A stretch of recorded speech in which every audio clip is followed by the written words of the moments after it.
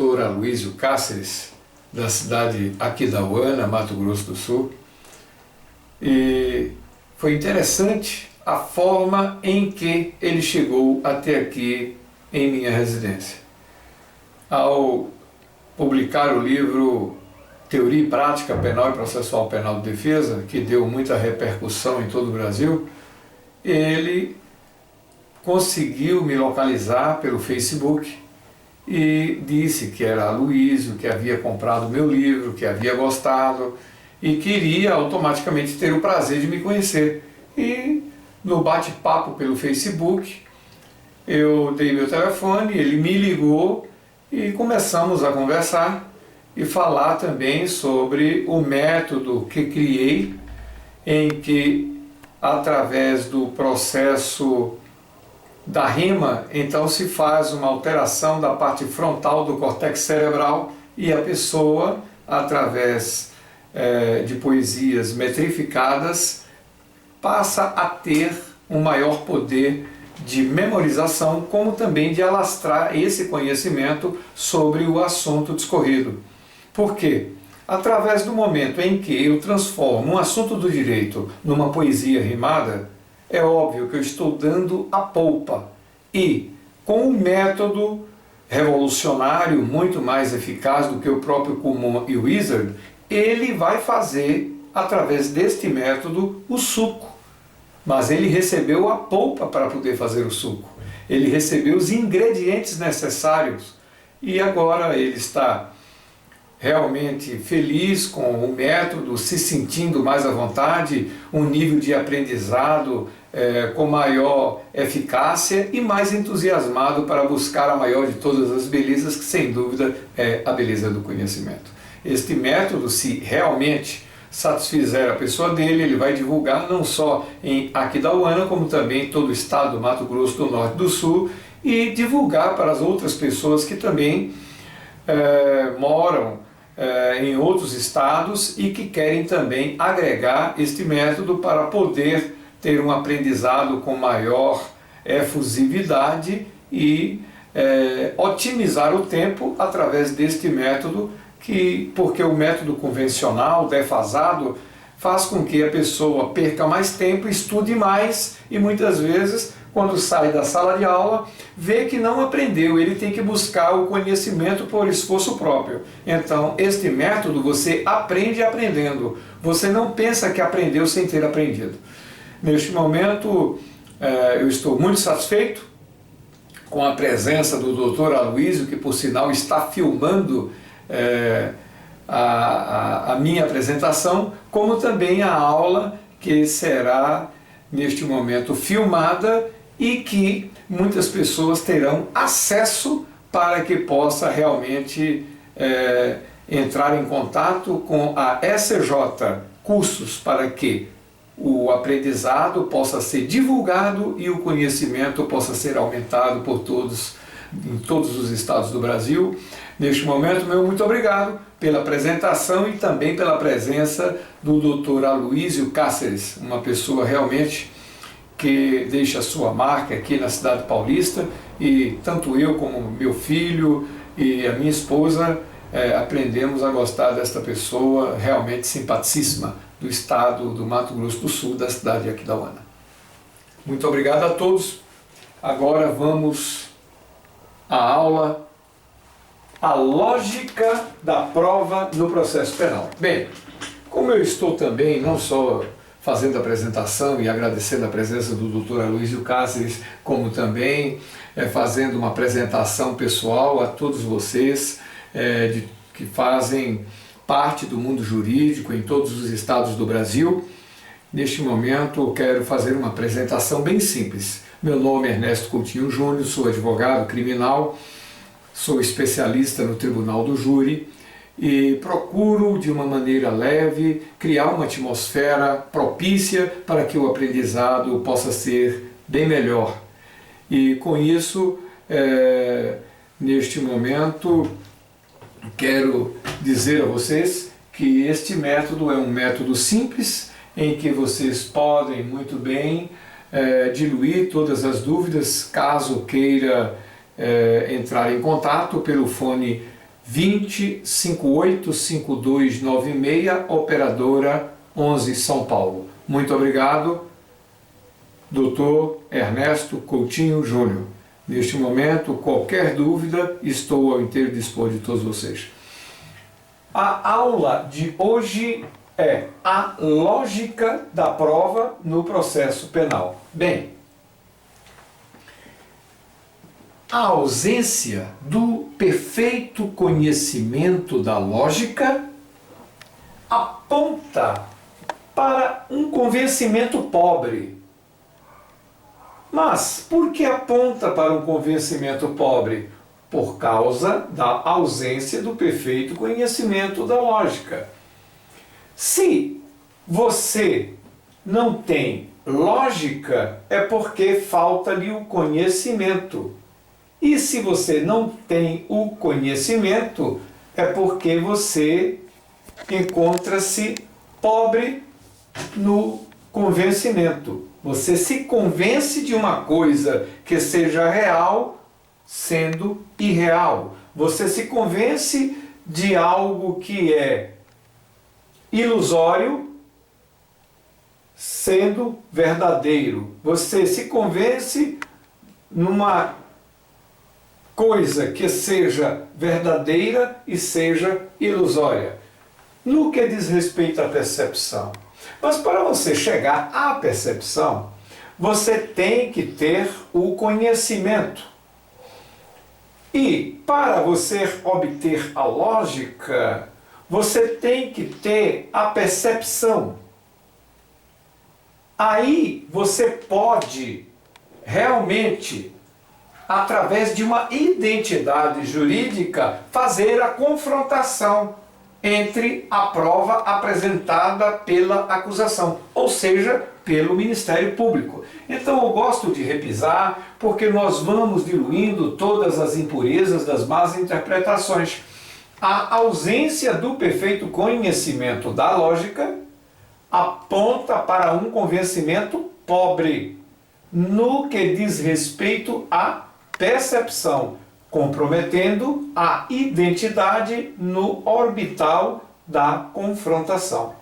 Bem, se você está ausente do perfeito conhecimento da lógica, é claro que você está diante de um convencimento em que você pensa que tem um conhecimento, mas estando despido desse conhecimento. Podemos, neste momento, abrir um parêntese e deixar consignado a frase do pensador alemão Leibniz, que o homem se encontraria indeterminado na maior parte das ações da sua vida se nada pudesse fazer quando lhe falta o conhecimento correto. Se falta o conhecimento correto, então como é que você pode fazer uma prova processual? Se você não tem o conhecimento do fato, como é que você pode dar o direito? Não pode. Se você não tem o conhecimento do fato, então você não pode realmente receber o seu direito, porque você vai apresentar algo que está contraproducente ao que seja real, ao que seja verdadeiro. Então, neste momento, nós podemos observar que a ausência do perfeito conhecimento da lógica aponta para o convencimento pobre. Mas por quê? Porque você não tem percepção. Então, se você não tem percepção, você vai comprometer a identidade jurídica no orbital da confrontação, porque você não vai saber fazer a confrontação com o Ministério Público, porque você não sabe como adequar o fato à norma. Então, se você não souber fazer essa devida adequação, então automaticamente você, como defensor, vai estar totalmente enfraquecido diante da tese acusatória. Alguma dúvida? Agora, nós podemos observar que concluímos a primeira quadra. A ausência do perfeito conhecimento da lógica. Ora, direito habita na lógica. não é? Se você não tem a logicidade, então é claro que o conhecimento que você tem é um conhecimento totalmente que você está apenas reproduzindo um segmento obsoleto. Você está decorando, mas você não está entendendo. Então você está pensando que está aprendendo sem saber o que é aprender.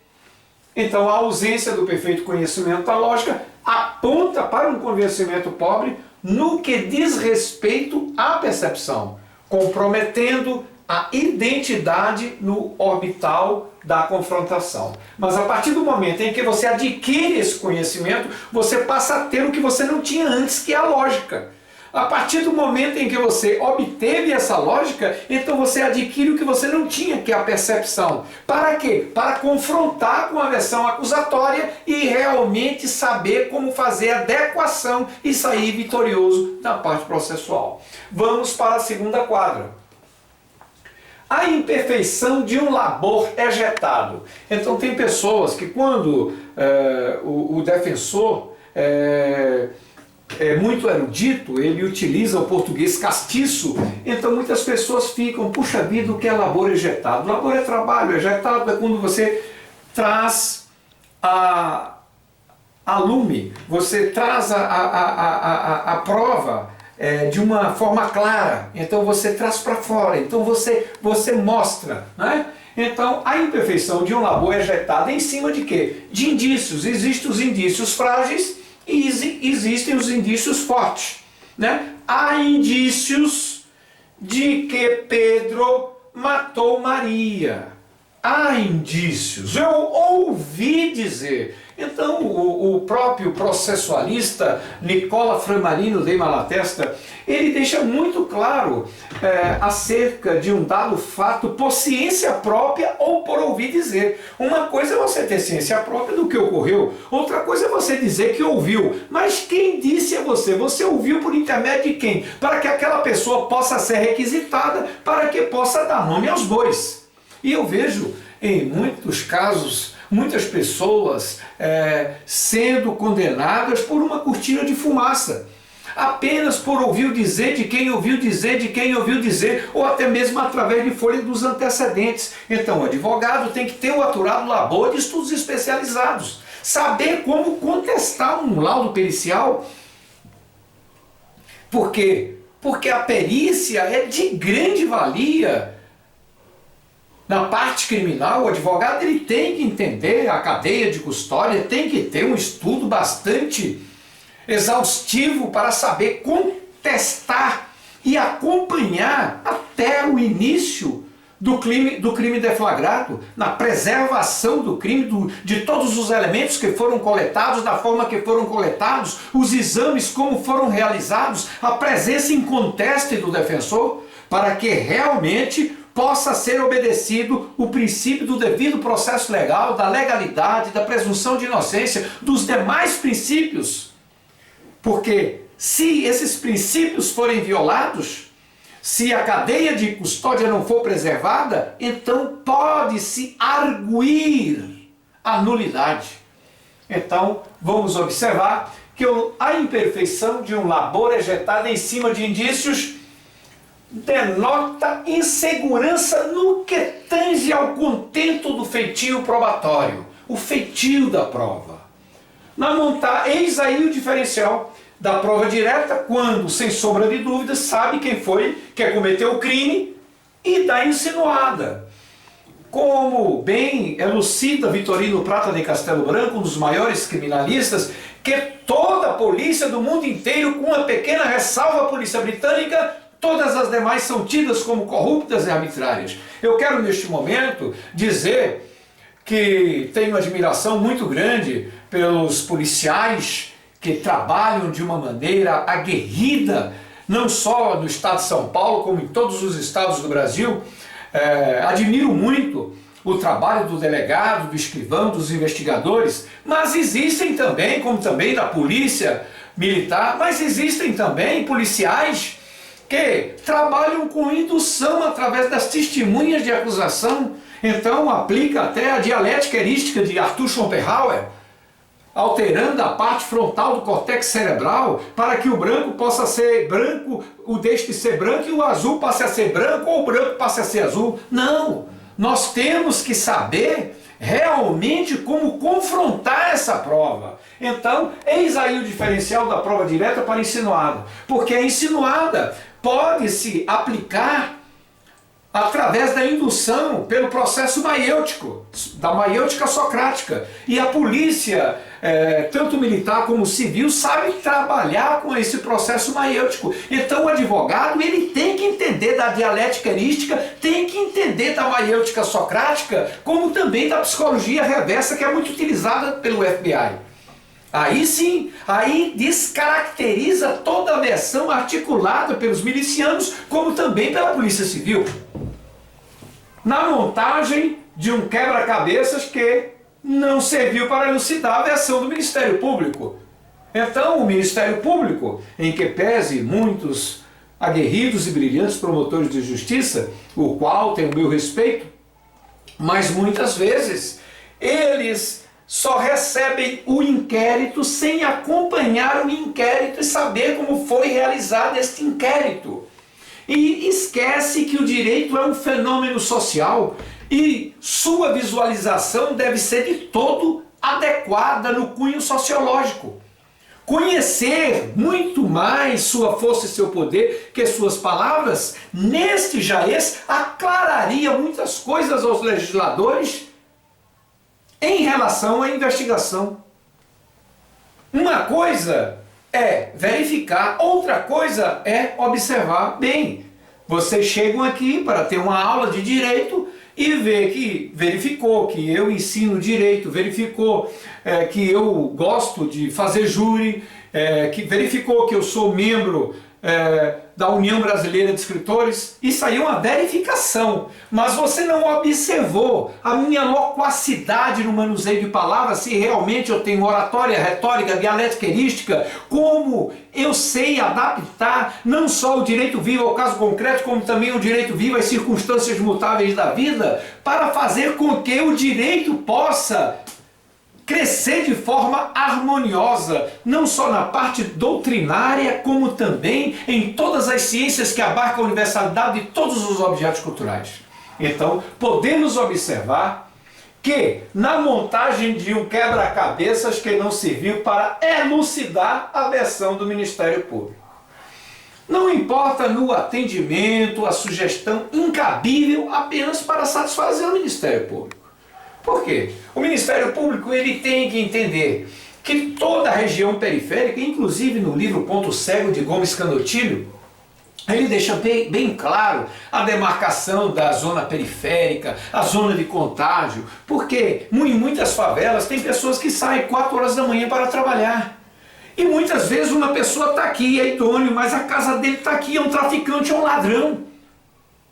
E de repente este ladrão, ele tem algum posto de gasolina, ele pode ter, ele faz parte de um crime organizado, ele pode ter algo ao lado dele, uma casa, e pegar essa droga e dispensar na casa do vizinho que saiu, coitado. Ele chega e de repente a casa dele é completamente fichada como ele sendo o dono da droga. Ele vai preso, ele vai para a delegacia. Ele tem medo porque o outro é ligado a alguma coisa do crime organizado e ele fica com medo de ser o delator. Então ele assume e vai para a cadeia. E onde está a visão sociológica do Ministério Público para saber mapear, para saber quem é como pai, como vizinho, como trabalhador, o trajeto que ele faz todo dia, a condição financeira dele, para saber adequar o fato à norma.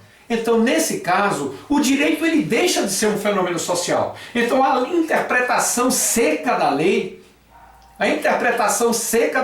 colocando o seu entendimento e violando a questão da lei como foi legitimada no parlamento e se esquecendo do fato social, então isso torna-se um verdadeiro desastre no mundo jurídico. Então, esta questão da sugestão incabível apenas para satisfazer o Ministério Público está totalmente errado, porque o Ministério Público ele não é uma reprodução de um segmento obsoleto, como se fosse a própria máquina até o consumo final, como está sacado no livro de Charlie Chaplin, Tempos Modernos. Nós não somos máquinas para reproduzir como se fosse uma cota para cumprimento de algo que exige através de um mapeamento de um sistema. Mas nós temos a lucidez na ótica processualística, mas também não devemos nos esquecer de que o direito, acima de tudo, é um fenômeno social e por isso sua visualização de cunho sociológica deve se adequar fato à norma. Então dê-me os fatos que eu te darei o direito. Eu não posso dar o direito, eu não posso sentenciar sem antes ter o todo de uma adequação entre a norma e o direito social. Porque a interpretação de cunho social, ela tem a obrigação de ser obtida. Então eu tenho que ir na favela, eu tenho que ver o comportamento, eu tenho que ver a situação, eu tenho que ver como ocorreu o flagrante para depois selecionar os depoimentos, todas as demais provas que são encartadas aos autos para depois automaticamente corrigir. Aí sim é que se deve aplicar a devida dosimetria da pena. Rompendo todos os princípios, forçando a harmonia do bom desempenho do direito. Como se força essa harmonia do bom desempenho do direito? Quando você imprime um ritmo inadequado. Você está imprimindo o ritmo, forçando essa natureza serena do direito. Então é quando algo está contraproducente aos demais conjuntos probatórios. Como o hiperêmio fluxo de indícios no limiar da aberração. Porque a partir do momento em que você rompe algo, que você passa a ferir os princípios constitucionais, que você inobserva a circunstância do direito social como um fenômeno, então automaticamente você imprime um ritmo muito mais forte e nisso automaticamente o direito deixa de ser aquela balança sobre dois pesos e duas medidas. Como o hiperêmio fluxo de indícios no limiar da aberração. Realmente, quando se rompe todos os princípios constitucionais, então a denúncia passa a ser totalmente contraproducente, contrária à evidência dos autos. A suspeita de determinados depoimentos na possibilidade de serem encomendados, essa encomenda por parte de policiais, por parte de pessoas terceiros interessados, ou quando não, sua exposição trazer ambiguidade na revelação sobre os fatos. É aquela questão, se há ambiguidade, se há dúvida, adota-se com toda a força o princípio do indúbio pro réu, consoante a ensinança de Edgar de Magalhães Noronha. O ônus da prova cabe às partes, mas a prova de ser cabal, harmoniosa, coerente, concreta e incontestável, ao passo que para o acusado basta tão somente a dúvida. Poderá causar quebradiços indícios no arrolamento da averiguação da autoridade responsável, que é o delegado de polícia, não podendo concluir juízo enquanto perdurar o fechamento probatório dos dados. E muitas vezes perdura o fechamento probatório dos dados, mas automaticamente, só porque foi ofertada a denúncia, e um ouviu dizer daqui, um ouviu dizer de quem ouviu dizer de lá, um laudo aqui, mesmo que não seja de forma analítica conclusiva, e a cadeia de custódia não tenha sido preservada, mas a sentença é concedida e automaticamente o réu trucidado juridicamente. Então, esta matéria está dada, a lógica da prova processual, eu tenho plena certeza que todos entenderam que a aula é realizada em 4 quadras e aqui está a polpa.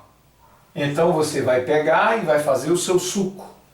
Eu quero só repisar para que vocês possam ter o melhor entendimento da aula que neste momento foi concedida. A lógica da prova no processo penal. A ausência do perfeito conhecimento da lógica aponta para um convencimento pobre no que diz respeito à percepção, comprometendo a identidade no orbital da confrontação. A primeira estrofe. A segunda. A imperfeição de um labor ejetado em cima de indícios denota insegurança no que tange ao contento do feitio probatório. Eis aí o diferencial da prova direta para a insinuada, na montagem de um quebra-cabeças que não serviu para elucidar a versão do Ministério Público. A segunda estrofe. A terceira estrofe. Não importa no atendimento a sugestão incabível apenas para satisfazer, colocando o sonido da harmonia numa depressão pela indesejável distorção, rompendo todos os princípios, forçando a harmonia do bom desempenho do direito, como um imperíneo fluxo de indícios no limiar da aberração. Terceira estrofe. A última estrofe, que é a quarta, a suspeita de determinados depoimentos na possibilidade de serem encomendados, ou, quando não, sua exposição trazer ambiguidade na revelação sobre os fatos, poderá causar quebradiços indícios no arrolamento da averiguação da autoridade responsável, não podendo concluir juízo enquanto perdurar o fechamento probatório dos dados. 4 quadras. A aula está terminada. Espero que vocês tenham entendido. É uma maneira mais dinâmica, mais elétrica, mais eficaz, revolucionária, por conseguinte, em que você, de uma maneira condensada, dá aula, a pessoa copia o poema, leva para casa e busca fazer pesquisas nas bibliotecas para incrementar mais o assunto e, quando retorna, então automaticamente, mais uma vez, a aula é repisada e a pessoa aprende aprendendo, não faz de conta que está aprendendo sem nunca ter aprendido. Meu muito boa noite, obrigado pela atenção que a mim foi dispensada para transmitir de uma maneira bem simplista esta aula, a lógica da prova no processo penal.